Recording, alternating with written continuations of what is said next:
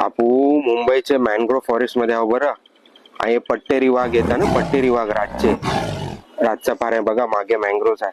पट्टेरी वाघ म्हणजे काय रे, चंद्रपूरशी येतात वाघ मुंबईला. आणि मुंबईचे जे पापलेट, बोंबील, सुरमई आहे ना, कोलबी, ती चंद्रपूरच्या तलावांनी नदी नसतात. हो, आता प्रश्नच पडते, मुंबई चंद्रपूरला आहे का चंद्रपूर मुंबईला आहे? चंद्रपूरच्या ऐवजी शिंगणापूर बोललं असतं तरी चाललं असतं. चंद्रपूर आणि मुंबई काय लॉजिक आहे बाबा, आम्हाला तर नाही कळालं. तुम्हाला कळत असेल तर कमेंट करा. म्हणजे बघा, मुंबईशी 845 किलोमीटर चंद्रपूरचं अंतर आहे. आणि आया जो वर्सोवाशी जो कोस्टल रोड जाणार आहे तो मीरा भाईंदर पर्यंत, या पट्ट्यामध्ये जवळजवळ 122 प्रकारचे स्पीसीज, वेगवेगळे प्रकारचे प्राणी, जलचर, पक्षी आपल्याला सापडलेले आहे. मँग्रोव्ह फॉरेस्ट बोलतात ना. पण आता काय होणार आहे, जो प्रकल्प येणार आहे, प्रकल्प कोणासाठी? उच्चभ्रू लोकांसाठी. हे 45,000 मँग्रोव्हची कत्तल करणार आहे.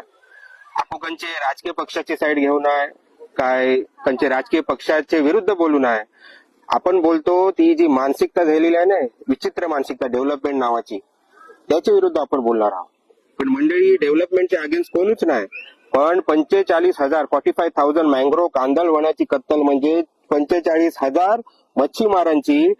ज्या ज्या लोकांना या मँग्रोव्ह पासून काही संरक्षण मिळते, ज्या ज्या लोकांना मँग्रोव्हवर त्यांचं जीवनमान अवलंबून आहे, त्या 45,000 लोकांची कत्तल आहे.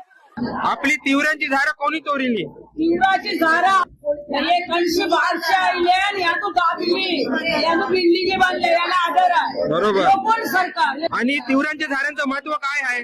आता तिवराच्या झाडामध्ये आपल्याला मच्छीचा ग्रुप होता, मच्छी जास्ती येत होती. ते शब्द आपल्याला दिला, आपल्याला गुंतविलं, तर त्यांचं बंगालने बंदी टाकली आणि बिल्डिंग बांधली. बरोबर. थोडा तरी विचार करा. आरवलीला तुम्ही ते झाडं कापता, जंगल कापता. नाशिकला कुंभमेळ्याच्या नावाने तपोवनची झाडं कापता. आणि मुंबईला तुमचा डोळा आहे, मुंबईचे सगळे मँग्रोव्ह तुम्ही कापावं लागलेले आहात. अरे काय गरज आहे? कसे वाचणार माणूस? वाचेल काय? जरा तरी विचार करा.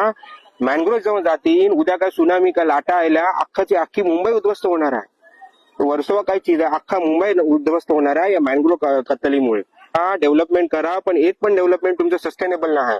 आय भूमिपुत्रांना स्थान नाही आहे. आय जे मँग्रोव्ह मध्ये जगणारे जे मासे आहात ते नष्ट होणार आहात. मँग्रोव्हच्या वर जगणारे पक्षी आहात, मँग्रोव्हच्या खाली जगणारे जे प्राणी आहात, अगदी फॉक्स, कोल्हा बोलतो ना, ते कोल्ह्याच्या पण प्रजाती या मँग्रोव्ह मध्ये आपल्याला आज पण सापडतात.